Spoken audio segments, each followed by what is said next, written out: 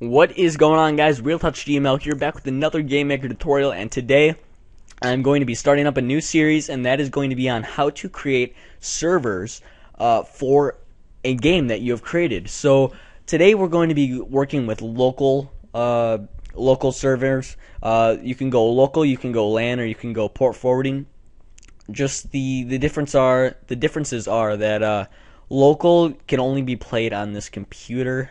And I know that may sound strange, like why would we go through all this work just so you can still play on the same computer, but it's very easy to switch from LAN to local. So after we got LAN done, and LAN stands for local area network, and LAN basically means you can play from any computer.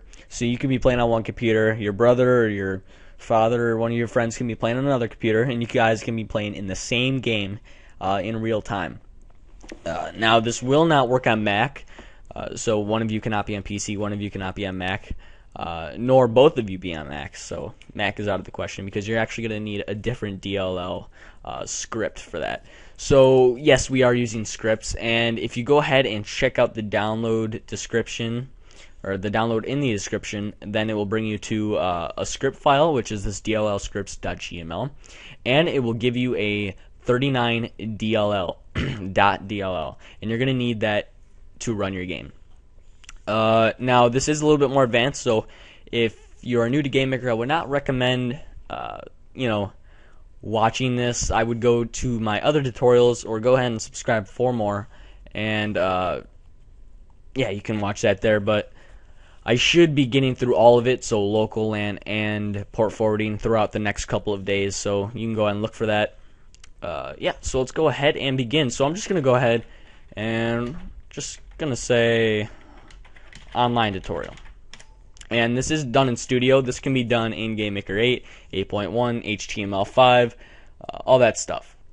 So we are also going to be using an extension, and the extension we're actually going to take out before we create our game as an application, because we don't actually want to use it. And I can give you a reason why, and that is because I'm sending you an old version of the extension. I have not been able to find a newer version of the extension. If you can find it, then you won't need the scripts, but it's going to be in the download, so you might as well just stick to this. So what you're going to do is you're going to hit this plus here. You're going to go to install, find your extension that will be in the zip. Press OK, and then you're going to click that and press the blue arrow, and now it is in activated extensions. And now down here, as you can see, there are all the extension files. What you're also going to do is you're going to right click on the scripts, add existing script, go to your desktop, and double click on this dllscripts.gml.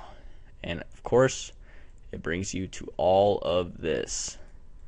And you could group it into DLL scripts, but it's not mandatory. Alright, so now that we've done all of that, we can go ahead and actually start creating our game. So I'm going to go ahead and create a group here.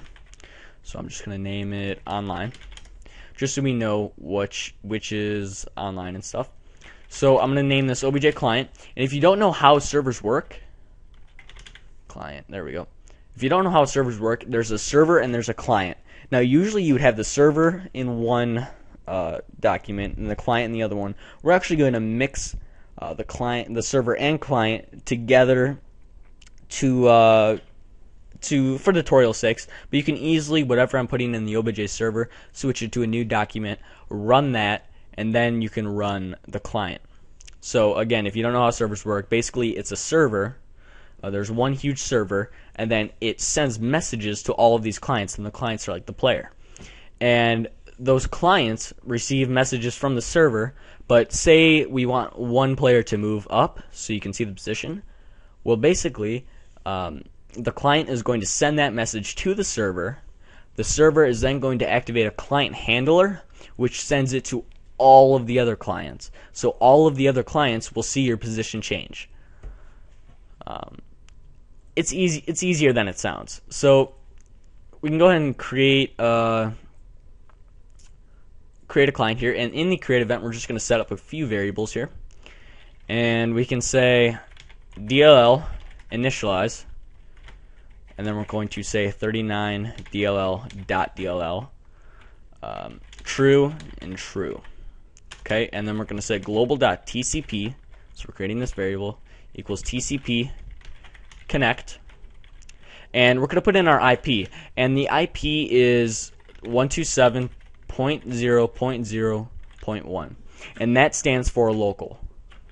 And then the port, you can have whatever you'd like, so I'm just going to say 1, 2, 3, 4, 5, and then the mode is 1. The mode basically means once you while you're connecting, it's actually going to freeze the game up, and later on you're not going to want this because you're going to want it to keep it running, but for now at the beginner stages it's good like this. Okay, so then we're going to set Nagel, and the socket ID is going to be global.tcp, and the delay will be 1. Now this basically just reduces lag.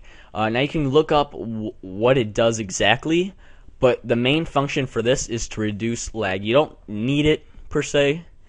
It's very good to have it.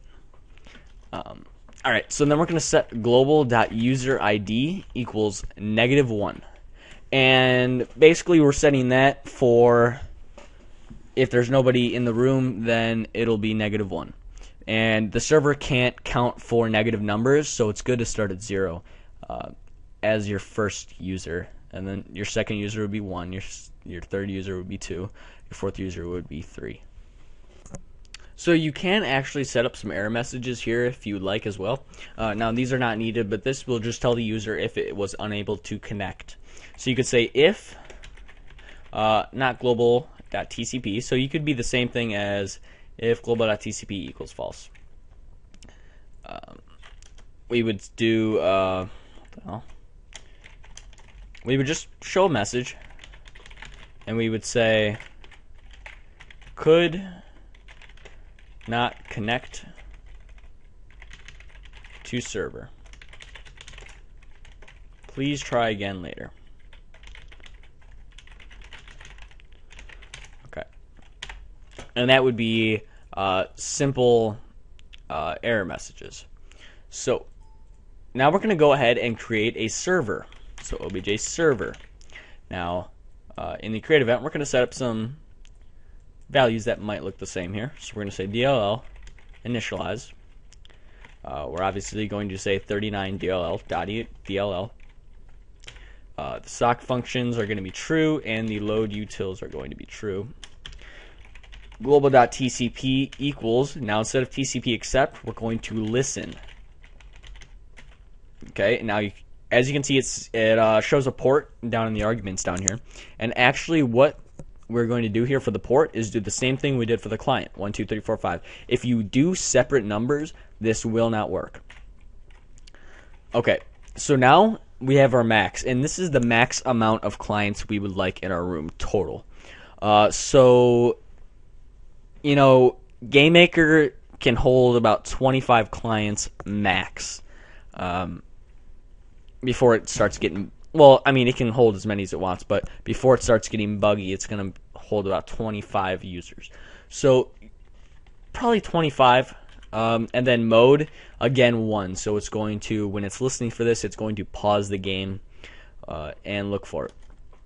And now we can just do some error testing. If not global.tcp, we could obviously show a message. And this message would be could not start server. There we go. Okay.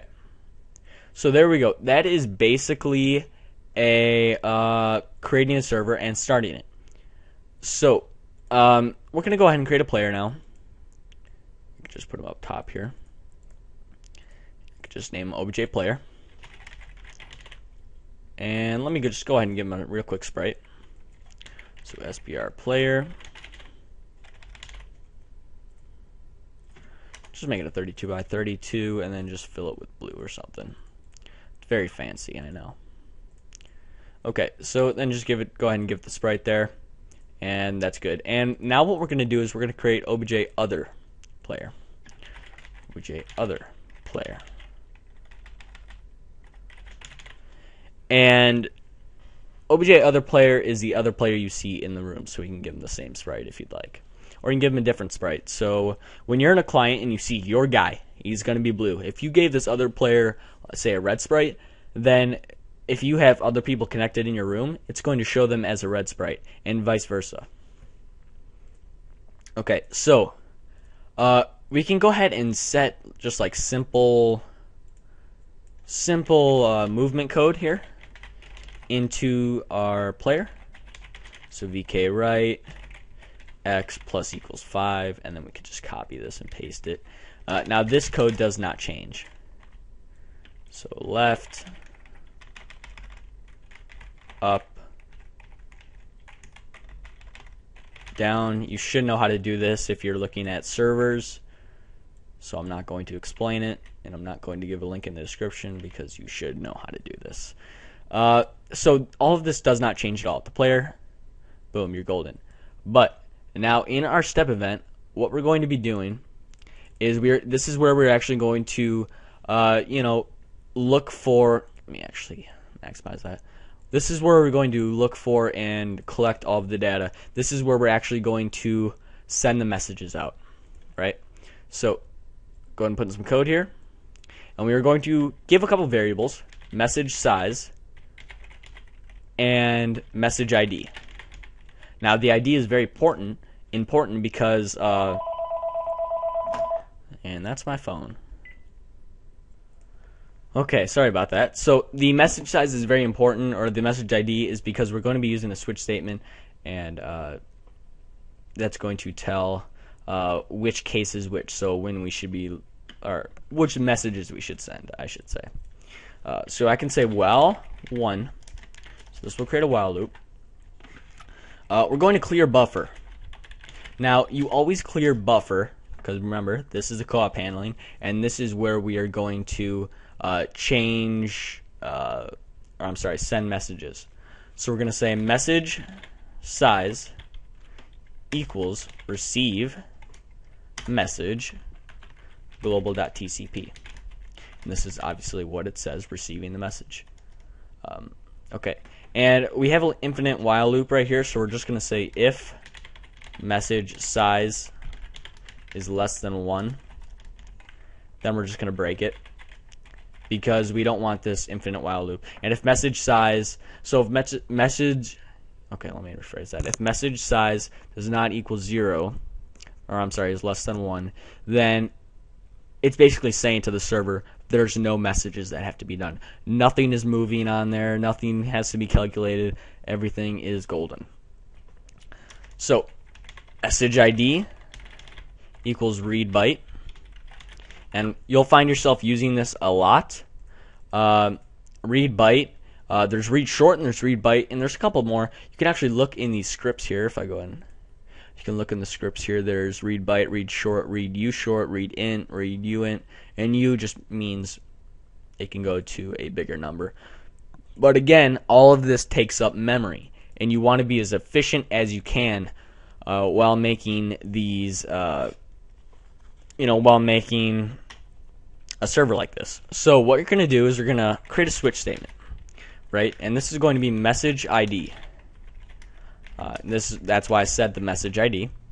And for case 1, so this we are going to say is going to be checking position, the position change in any of the players. And we're going to create a few variables. IDS, which is going to be like the ID, but you can't do ID because that's already a built-in variable. And we're going to see does client exist, right? And we're going to say XX, YY, and that's it. Okay, so IDS equals read byte. Okay, and again, this is just reading it. And we're going to set does client exist equal false, right? Because he doesn't actually exist as of now. And we're going to set XX to equal read short. And we do read short because that's a little bigger than byte. And the XX and the YY can get up to a certain amount. So now what we're going to do is we're going to say with obj other player.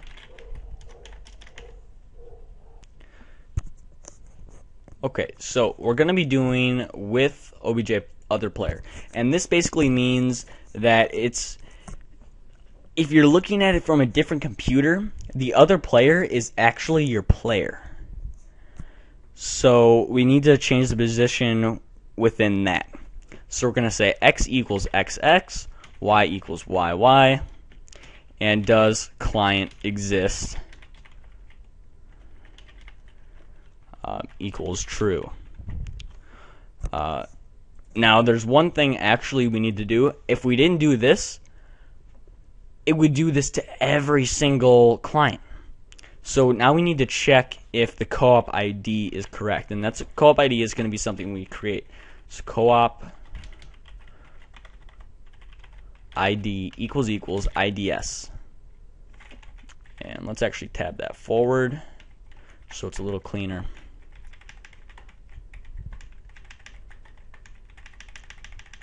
And this should make sense. If you have any questions in the comment, let me know. But now what we're going to do here is if does client exist, whoops, equal false, then we're going to create a variable L. L equals instance create x comma, or no, I'm sorry, xx comma yy. And now we actually could do read short, but we made those variables to save up memory. So other player,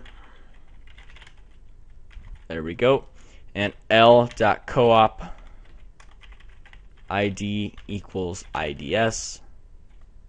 There we go. So now that we've done all of that, we've actually created our case. So this is what's going to happen. Now we need to go down from all of this, and we need to send the message. So clear buffer. Now again, before you send any message, this is what's going to happen. And we're going to write byte 1. And we put 1 here because that is our case ID, 1. So that means, wow, we're going to the server. Right? So we're going to say write byte global.userID. And I forgot to set up that variable, but in the server here, just set global.userID to equal 0. And that sets the ID for our upcoming players. So the user IDs equals -1. That's how many players, it's checking how many players are in the room, but your actual ID is going to be 0, 1, 2, 3, 4, 5, 6. So, okay, write global.userID. Now we're going to write short obj player.x, write short obj player.y, and then we have to send the message. So send message to the global.tcp. And then just to be safe, we're going to clear the buffer once more. Now, if you went ahead and test this, first off, you got no room, so we wouldn't know how. But I'm going to go ahead and post up another tutorial tomorrow, and we will continue on this, and hopefully we can get into making chat boxes, creating platform AI. And if you have any questions, go ahead and leave them down in the comments if I did not explain anything as well as I would like, so it doesn't you don't understand it. Go ahead and leave it in the comments, and I will try and get back to you as fast as you can. This is actually a longer video, but yep, I will see you guys next time. Peace.